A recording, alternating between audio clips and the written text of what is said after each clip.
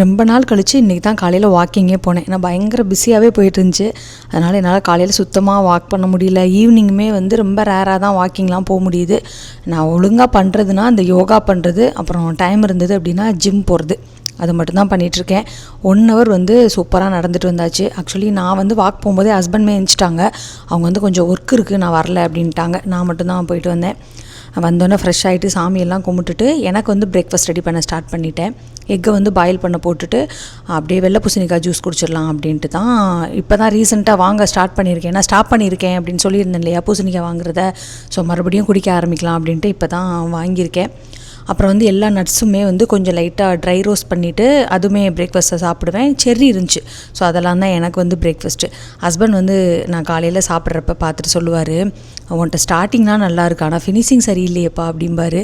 ஏன்னா பாப்பா ஏதாவது சமைச்சிருவாளா, ஸோ அதெல்லாம் சாப்பிட்டுட்ருப்பேனா, அதனால் காலையில் சூப்பராக ஸ்டார்ட் பண்ணுவேன். முடிக்கிறதான் எப்படி முடிப்பேன் அப்படின்னு தெரியல. நாளைக்கு பார்க்கலாம். பாய்.